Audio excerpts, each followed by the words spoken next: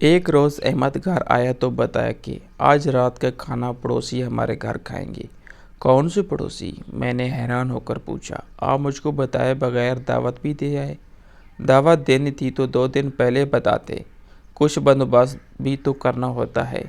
میں نے ایک سانس میں اتنا کچھ کہہ ڈالا۔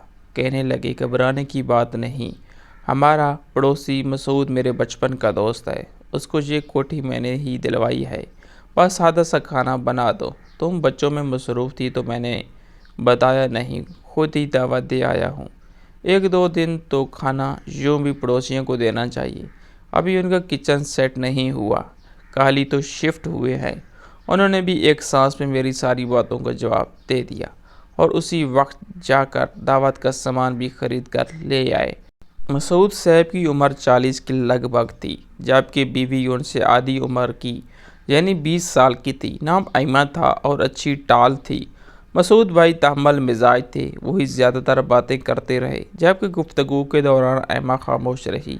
وہ خاموش ضرور تھی لیکن افسردہ نظر نہ آ رہی تھی۔ ان کے جانے کے بعد میں نے ایمہ سے پوچھا کہ عمروں کا اتنا فرق کیوں؟ وہ بولے، مسعود نے شادی اب کی ہے۔ کیا یہ ان کی دوسری شادی ہے؟ نہیں، پہلی ہے۔ اس کی وجہ یہ ہے کہ ان کے والدین اس کے بچپن میں حادثے میں جہاں بھاگ ہو گئے تھے۔ اس وقت مسعود صرف 9 برس کا تھا، تبھی اس کے نانا گھر لے آئے کہ ان کے سوا کوئی قریبی رشتہ دار سہارا نہ دے سکتا تھا۔ نانا کی محبت پا کر مسعود تو سنبھل گیا، لیکن اس کی مامانیوں کو اس کا گھر میں رہنا اچھا نہ لگتا تھا۔ ان عورتوں کو اس کا رہنا کھلتا تھا کہ کہیں سسر صاحب اپنی جائیداد میں نواسے کو حصہ دار نہ بنا لیں۔ نانا اس کو پڑھائی کے ساتھ ہنر بھی دینا چاہتے تھے کہ وہ ان کے بعد کسی کا محتاج نہ رہے، لہٰذا شام کو اپنے ایک دوست کی ورکشاپ پر بٹھا دیا تاکہ مسعود اچھا مکینک بھی بن جائے۔ وہ اس کو ایک مضبوط انسان کے طور پر دیکھنا چاہتے تھے۔ مسعود نے تعلیم بھی حاصل کی اور ساتھ میں وہ ایک قابل مکینک بھی بن گیا۔ اس نے گاڑیوں کا کام اچھے طریقے سے سیکھ لیا تھا۔ جلد ہی اس کو ایک اچھی ملازمت بھی مل گئی۔ ایک دن جھگڑا ہو گیا کیونکہ مامانیاں نہیں چاہتی تھی کہ وہ اب گھر میں رہے اور وہ برسر روزگار ہو چکا تھا۔ گھر میں روز روز کا جھگڑا ختم کرنے کی خاطر اس کے نانا نے دل پر پتھر رکھ کر نواسے کو رخصت کر دیا۔ اس روز پہلی بار مسعود کو احساس ہوا کہ وہ دنیا میں تنہا ہے، تاہم اسے کسی قسم کا ڈر نہ تھا۔ وہ اس قابل ہو گیا تھا کہ دنیا کا مقابلہ کر سکے۔ وہ کرائے کا کمرہ لے کر رہنے لگا۔ اس کی عادت تھی ہر کام توجہ اور دل جمی سے ہی کرتا تھا، لہٰذا دفتر میں اس کی یہ عادت وجہ ترقی بنی۔ اس کی جلد ترقی بدخواہوں کو ایک آنکھ نہ بھائی۔ دفتری رقیبوں نے سازش کر کے اسے دفتر سے نکلوا دیا۔ اس کے پاس کچھ رقم تھی اور ہنر بھی تھا، بس کرائے پہ چھوٹی سی دکان لے لی اور اوزار خرید کر گاڑیوں کی ریپیئرنگ کا کام شروع کر دیا۔ دنوں میں اس کی دکان مشہور ہو گئی اور بہت سا کام ملنے لگا۔ اسی حساب سے آمدنی بھی روز بروز بڑھنے لگی۔ زندگی کی بقا کی جنگ لڑتے ہوئے اس کو احساس بھی نہ ہوا کہ گزرتے دنوں کی دھوپ بالوں میں چاندی بن کر اتر آئی۔ جب احساس ہوا وقت گزر چکا تھا، اس نے ایک بڑا گیراج لے لیا، اپنا کاروبار بھی سیٹ کر لیا۔ اب اس کے بہت سے شاگرد تھے اور یہ اپنے دفتر میں بیٹھ کر حکم دیتا اور اس کے ملازم کام کرتے تھے۔ جب فکر معاش سے آسودہ ہو گیا تو گھر بسانے کا خیال آیا، لیکن ایسا کوئی نہیں تھا جو اس کے مزاج اور عمر کے مطابق لڑکی تلاش کرتا۔ اتنی دولت کما لینے کے باوجود بھی ابھی تک وہ ایک کمرے کے کرائے کے مکان میں ہی رہا تھا۔ دن یوں ہی گزرتے رہے اور ہم دوست اس کو مجبور کرتے رہے کہ وہ شادی کر لے۔ وہ خاموش ہو جاتا۔ ایک دن جب میں اسے ملنے گیا وہ خاموش سا تھا۔ وجہ پوچھی تو کہنے لگا، کل میں گیراج سے واپس آ رہا تھا، راستے میں ایک لڑکی نظر آئی۔ وہ بہت پریشانی کے عالم میں جا رہی تھی۔ اسے ارد گرد کا کوئی ہوش نہ تھا۔ اسے دیکھا تو بس دیکھتا رہ گیا۔ وہ میری نظر کی معیار پر پوری اتری ہے۔ اب سوچ رہا ہوں کہ کیسے اس کا پتہ معلوم کروں اور اس کے حالات سے واقفیت حاصل کروں۔ اس کی کیفیت عجیب تھی۔ جتنی دیر اس کے پاس بیٹھا رہا، وہ اسی لڑکی کے بارے میں بات کرتا رہا۔ وہ مستقل اس لڑکی کو حالت کرنے کی الجھن میں گرفتار تھا۔ میرے سوا کسی کو نہیں بتایا تھا کہ مسئلہ کیا ہے۔ ایک دن اس نے بتایا کہ آج میرا پھر اس لڑکی سے سامنا ہو گیا ہے۔ میں نے اس کو سلام کیا۔ وہ مسکرا دی۔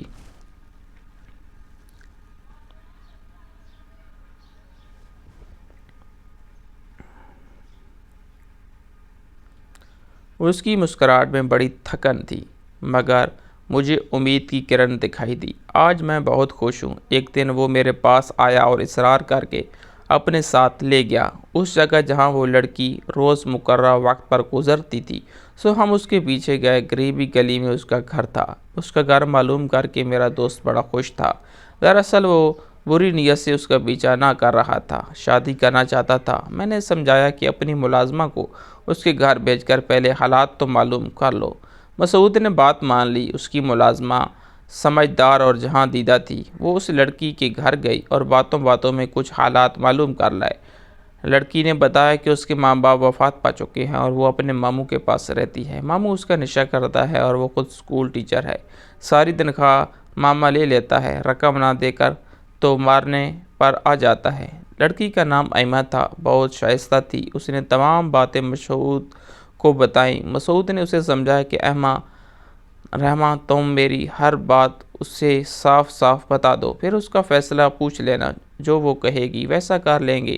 جو ملازمہ کی معرفت مسعود کی ملاقات ایمہ سے ہو گئی۔ لڑکی بھی کھری اور صاف گو تھی۔ اس نے بتایا کہ ماما جی کے سوا میرا اس دنیا میں کوئی نہیں ہے۔ بے شک وہ مجھ سے تنخواہ لے لیتا ہے، لیکن بھیڑیوں کے اس جنگل میں ماما جی کی وجہ سے محفوظ ہوں۔ ان کے گھر کو چھوڑ دوں تو کہاں جاؤں گی؟ مسعود نے بھی اپنے بچپن سے لے کر اب تک کے تمام حالات ایمہ کو بتا دیے اور کوئی بات پوشیدہ نہ رکھی۔ ایمہ کو مسعود اچھا لگا۔ جو انہوں نے باہم رضامندی سے شادی کا فیصلہ کر لیا۔ وہ دونوں آپس کے صلاح مشورے سے کچھ سامان خرید رہے تھے کہ ایمہ کے ماما جی نے ان کو ساتھ شاپنگ کرتے دیکھ لیا اور وہ ایمہ کو برا بھلا کہتا ہوا اپنے ساتھ گھر لے گیا۔ ایمہ نے اگلے روز بتایا کہ گھر لے جا کر ماما جی نے بہت مارا۔ اس نے ہر بات ان کو بتا دی۔ اب اگر شادی ہو گئی تو ان کی مرضی سے ہی ہوگی، آپ کو ان سے ملنا ہوگا اور ماما جی کو راضی کرنا ہوگا۔ دوسرے روز مسعود نے اپنی ملازمہ کو ماما کے پاس بھیجا۔ اس شخص نے کہلوا دیا، آ کر مجھ سے خود ملو، میں کچھ شرائط پر ایمہ کو تم سے شادی کی اجازت دے سکتا ہوں۔ مسعود ملازمہ کے ہمراہ اس شخص سے ملا۔ اس آدمی نے کہا کہ 2 شرائط ہیں، پوری کرو تو میں اپنی بھانجی کا رشتہ دوں گا۔ اول، جس گھر میں ہم رہتے ہیں یہ گروی ہے، اس کا پیسہ بھر کر گروی سے چھڑوا دو۔ دوسری شرط یہ ہے کہ ایمہ اگر شادی کے بعد ملازمت جاری رکھے گی تو آدھی تنخواہ میرے گزارے کے لیے بھی مجھے دے گی۔ اگر ملازمت نہیں کرے گی تو تم کو ہر ماہ گزارے لائق خرچہ مجھ کو دینا ہوگا، کیونکہ میں کمانے سے قاصر ہوں۔ مسعود نے دونوں شرائط خوشی سے مان لی۔ جو ان کی شادی ہو گئی، کچھ ماہ بعد ہی ماما جی کو لگا کہ رقم کم ہے۔ وہ مسعود کے سر ہو گیا کہ خرچے میں اضافہ کرو، پوری نہیں پڑتی ہے۔ مسعود نے رقم بڑھا دی۔ اس کے بعد تو اس بندے کو رقم بٹورنے کی عادت پڑ گئی۔ وہ تھوڑے تھوڑے دنوں بعد رقم مانگنے آ جاتا۔ ماموں کی اس حرکت پر ایمہ کو اپنے شوہر سے شرمندگی ہوتی۔ وہ منع کرتی کہ اب اور روپے ان کو مت دو، مگر وہ بیوی کے کہنے کی پرواہ نہ کرتا اور رقم دے دیتا۔ وہ جس قدر اس کی ضرورتیں پوری کر رہا تھا، اس شخص کے مطالبے بڑھتے ہی جا رہے تھے۔ آخر کار مسعود تنگ آ گیا۔ اس نے وہ گھر بیچ دیا اور ہمارے گھر کے برابر والا بنگلہ خرید لیا ہے۔ احمد نے جہاں تک بات ختم کر کے کہا کہ اب تم ایمہ بھابھی سے ملتی رہنا۔ اس کی شادی کو 1.5 سال ہوا ہے اور وہ اکیلے اتنے بڑے گھر میں رہنے سے گھبراتی ہے۔ ملازمہ تو اپنے کاموں میں لگی رہتی ہے۔ یوں میں اکثر اس سے ملنے چلی جاتی۔ ایمہ اپنے گھر میں بہت خوش تھی، لیکن کبھی کبھی وہ بجھی بجھی اور اداس لگتی۔ ایک دن میں گئی تو دیکھا کہ ایمہ نے میلے کپڑے پہن رکھے تھے۔ میں نے وجہ پوچھی تو بولی، کسی کے لیے اچھا لباس پہنوں؟ مسعود کی تو اپنے کاروبار سے ہی فرصت نہیں ہے۔ وہ زیادہ وقت اپنے گیراج کو دیتے ہیں، گھر آتے ہیں تھکے ماندے، میری جانب توجہ ہی نہیں کرتے۔ میں نے اسے سمجھایا، مسعود بھائی نیک ہیں، پختہ عمر اور سلجھے ہوئے، ہر وقت تمہارے پیچھے پھرتے اور محبت جتلانے کو ٹھیک نہیں جانتے ہوں گے۔ محبت تو انسان کے دل میں ہوتی ہے، باقی ہر طرح سے تمہارا خیال رکھتے ہیں، تم بدگمانی میں نہ پڑو۔ میری باتیں ایمہ نے خاموشی سے سنی مگر کچھ نہ بولی۔ کافی دنوں بعد میں دوبارہ اس کے پاس گئی۔ وہ پہلے سے بھی زیادہ بجھی بجھی تھی۔ اس بار اس نے مسعود کے بارے میں کوئی بات نہ کی۔ اس کے بعد میں نے مسعود بھائی سے بات کی، ان سے کہا کہ آپ ایمہ کا خیال رکھا کریں۔ وہ سارا دن اکیلی گھر میں پڑی آپ کا انتظار کرتی رہتی ہے اور آپ رات کو آ کر سو جاتے ہیں۔ اس کو کہیں گھمانے پھرانے بھی لے کر نہیں جاتے۔ انہوں نے میری بات غور سے سنی اور اس کے بعد وہ ہر جمعہ کو اسے باہر گھمانے پھرانے لے کر جانے لگے۔ شادی کو 5 برس کا عرصہ گزر جانے کے باوجود ان کے یہاں ابھی تک کوئی اولاد بھی نہ ہوئی تھی۔ ایک دن احمد بہت پریشان گھر میں داخل ہوئے، کہنے لگے، کیا تم ایما بھابھی کے پاس جاتی ہو؟ تم نے وہاں کوئی خاص بات نوٹ کی ہے؟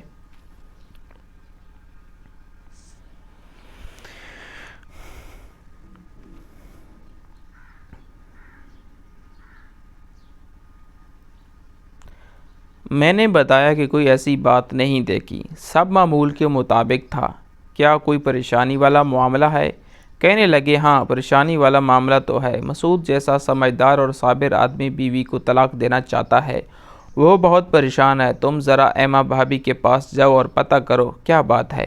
دوسرے دن میں ایما کے پاس گئی۔ وہ بنی ٹھنی اور بہت خوش نظر آ رہی تھی، ہلکے میک اپ میں جیولری پہنے بہت حسین لگ رہی تھی۔ اس روپ میں ایما کو دیکھ میں خوش ہو گئی کہ چلو وہ پھر سے اپنے گھر میں سیٹ ہو گئی ہے۔ پچھلے دنوں تو بد حال لگتی تھی، ابھی وہاں بیٹھی تھی کہ در پر دستک ہوئی۔ گیراج سے لڑکا روٹی لینے آیا ہے، ملازمہ نے بتایا۔ میں نے دیکھا کہ ایما کے چہرے پر رونق آ گئی۔ وہ ٹفن اٹھا کر خود در پر اس لڑکے کو کھانا دینے چلی گئی۔ جب کافی دیر ہو گئی تو میں اٹھ کر جانے لگی، تبھی ملازمہ نے مجھے کہا کہ ذرا ٹھہریے، میں جا کر دیکھتی ہوں۔ ملازمہ نے مجھے روک لیا اور خود دروازے کی طرف چل دی۔ یہ صورتحال دیکھ کر میں پریشان ہو گئی۔ اب سمجھ میں آیا کہ کچھ اور معاملہ ہے اور میرے شوہر کیوں پریشان تھے۔ ذرا دیر بعد ملازمہ آ گئی، اس کے چہرے پر گھبراہٹ تھی۔ میں جانے کو ہوئی دروازے تک پہنچی ہی تھی کہ ایما اندر آ گئی، اصرار کرنے لگی کہ بیٹھو، مگر میں نے معذرت کر لی کہ بچے اسکول سے آنے والے ہیں اور مجھ کو دیر ہو رہی ہے۔ شام کو احمد آئے تو میں نے ان کو تمام صورتحال سے آگاہ کیا اور پوچھا کہ کیا معاملہ ہے۔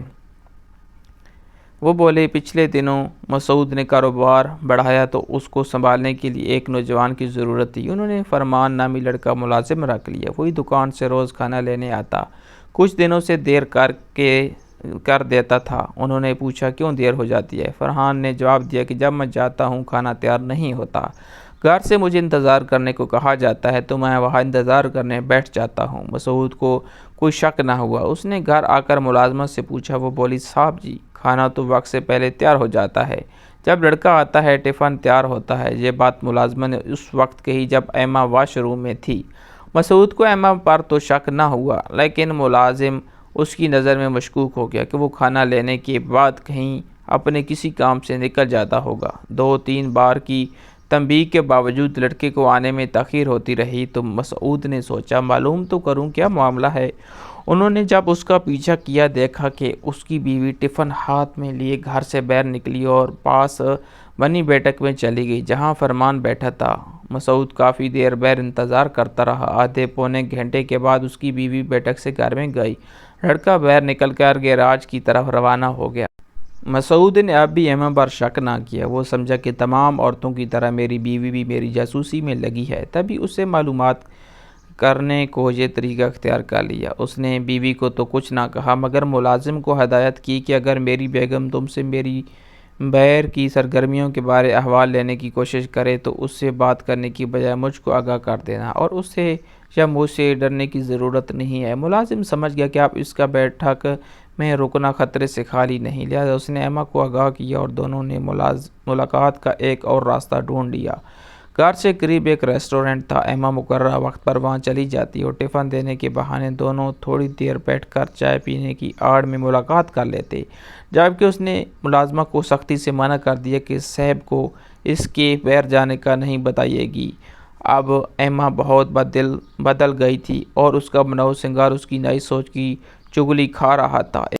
ایک دن مسعود کوئی پرزہ لینے بازار گیا۔ واپسی میں اس نے سوچا گھر کا چکر لگا لوں اور کھانا بھی گھر آ کر کھا لوں۔ وہ گاڑی میں تھا، جو ہی اس کی گاڑی ریسٹورنٹ کے سامنے سے گزری اس نے فرمان کو وہاں سے نکلتے دیکھا۔ اس کے ہاتھ میں کھانے کا ٹفن تھا۔ اس نے سوچا یہ بدبخت شاید یہاں بیٹھ کر پہلے خود میرے کھانے پر ہاتھ صاف کرتا ہے اور بعد میں بچا ہوا کھانا گیراج لے آتا ہے، تبھی اس کو دیر ہو جاتی ہے۔ مسعود ریسٹورنٹ میں گیا۔ فرمان سے پہلے ہی ایما جا چکی تھی۔ اس نے ویٹر سے پوچھا، ابھی جوان ٹفن ہاتھ میں لیے باہر نکلا ہے۔ کیا وہ یہاں بیٹھ کر ٹفن سے کھانا کھاتا ہے؟ اس نے کہا، نہیں صاحب، یہ لوگ ریسٹورنٹ سے ہی کچھ نہ کچھ لے کر کھاتے ہیں اور کافی پیتے ہیں۔ کتنے لوگ ہوتے ہیں؟ 2 3، ان کے ساتھ ایک عورت بھی ہوتی ہے۔ وہ 5 منٹ پہلے آ جاتی ہے اور ان کے یہاں سے نکلنے سے 3 منٹ پہلے نکل جاتی ہے۔ مسعود کے دماغ میں خطرے کی گھنٹی بجی۔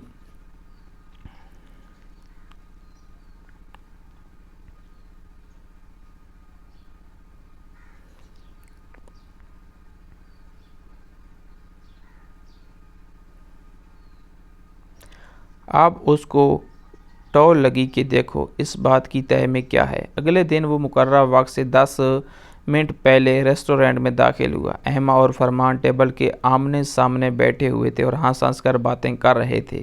احمد نے جو مسعود کو دیکھا گھبرا گئی۔ میرے دوست نے ریسٹورنٹ میں اپنا تماشا بنانا مناسب نہ سمجھا۔ بیوی کو کہا گھر چلو۔ وہ کمال ضبط سے اس کو خاموشی کے ساتھ گاڑی میں بٹھا کر گھر لے آیا اور الٹا چور کوتوال کو ڈانٹنے والی مثال صادق ہو گئی کہ آتے ہی احمد نے شور مچا دیا، مجھ کو طلاق دے دو، میں اب تمہارے ساتھ مزید نہیں رہ سکتی۔